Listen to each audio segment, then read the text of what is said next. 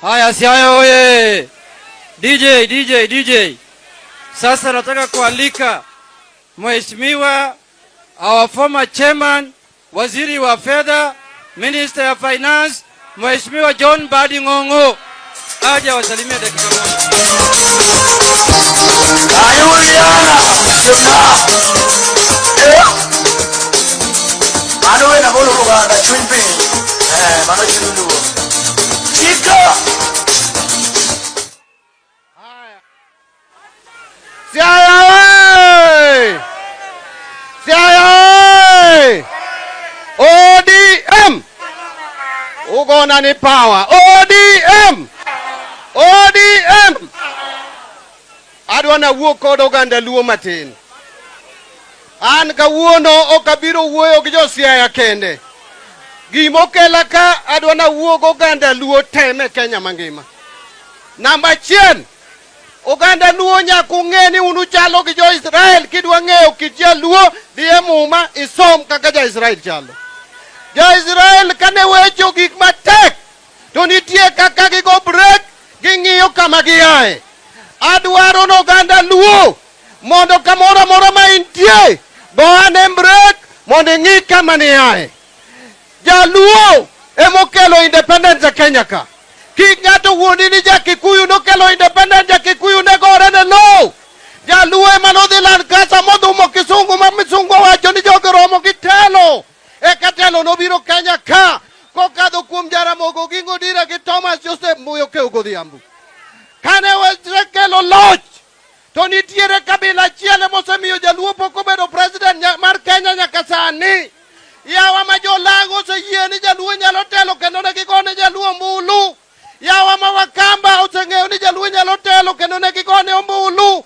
Yawa ma Nam Chumbi Coast oseng'eyo ni jaluo nyalo telo kendo ne gigone joluo ombulu. Yawa ma Kisii kamano, yawa ma Masai kamano, yawa ma Turkana kamano, yawa ma North Eastern kamano. Jomo osemiyo jaluo pok obedo president mar Kenya en kabila achiel. Omiyo kidwa mako siep nyaka ing'i chien kama waaye e kibiro ng'eyo kama wadhiye. Apenji kawuono bendi sesome buk. Ang'eyo ni ujoma tindo ne waonge sama ne Kenya yudo huru. To bende ung'eyo ni Jaramogi nodagi ni misungu ok miye telo nikech nodwa wene Kenyatta mowacho ni ka Kenyatta kowuok e jela to Kenya ok yud independent. Kane Kenyatta wuok okawo telo ne ok otieko higa 2 kapok ogwe Jaramogi oko. Nogweyo koso ok ogweyo. Bang' mano Daniel Arap Moi kanochwado yawagi mobaro gi ndasi mokawo Matiba otere jela, okawo Ruby otere jela.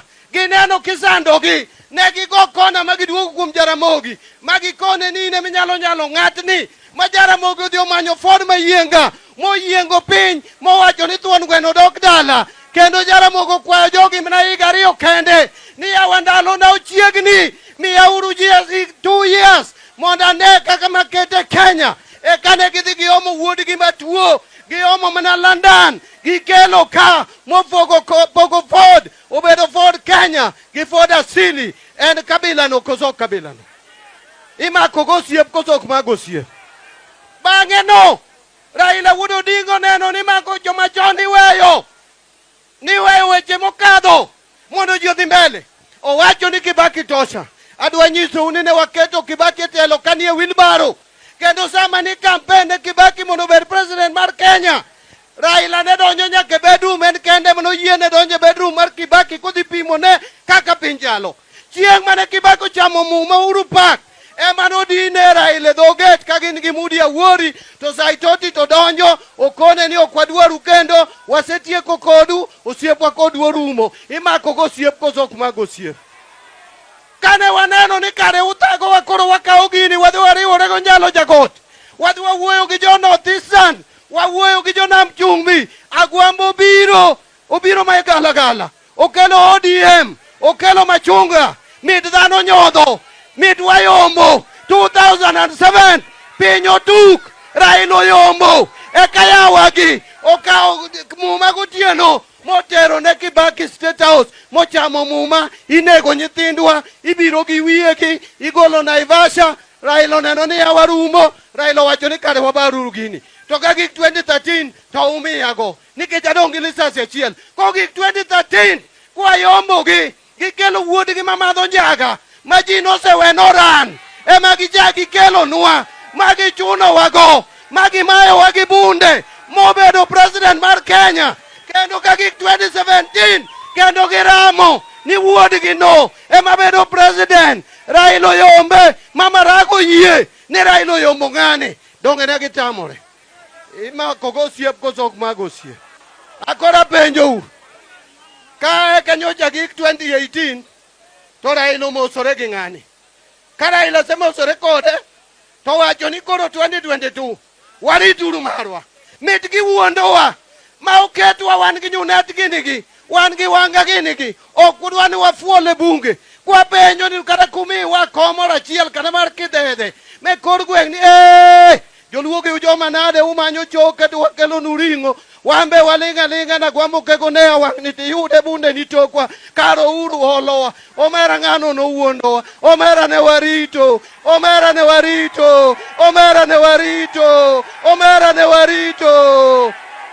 Halo Siaya ano kachuno unu bed gi ODM ni inyalo kado rieko ni kini ke ng'ama ng'ongo lakini nyakipar kama kanda duodhi ye nikech kaminege jaluo to kibidong pari uru ni sani kuru wacho ni Mbadi luo mokwongo bedo minister mar finance bangi gini 62 uparo ni onge joluo mosebedo maria kata molo Mbadi to ne ok nyal migi minister mar finance nikech ojaluo nyaka ne luo piny ni bedi onge jaluo mosebedo speaker kata mar National Assembly kata mar Senate.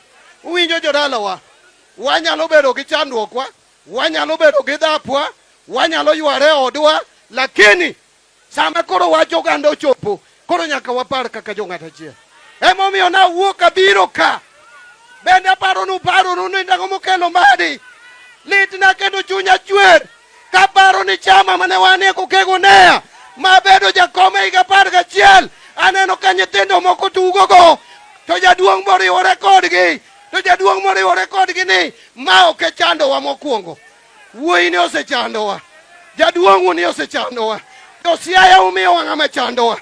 Ng'ani noketho ne Raila weche mathoth ng'ani othago Raila kendo koro boko buru wan meno chandowa to une mukele ng'ani utime nade.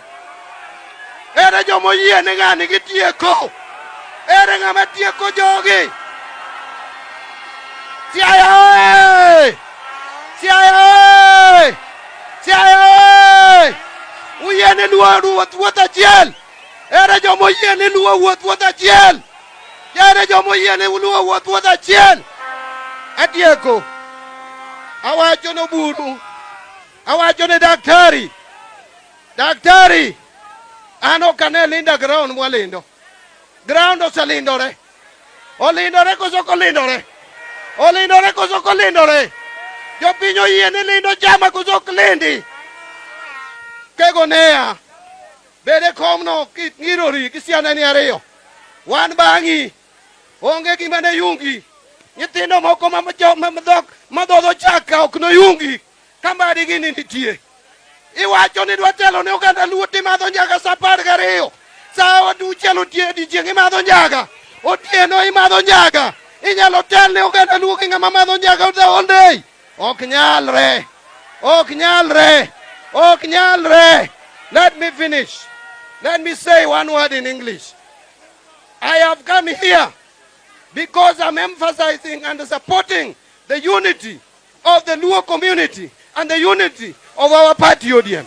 If there is anyone out there who thinks that the party will be split, that the party will be divided, you are dreaming. We are one people. Just check around the other team and this team.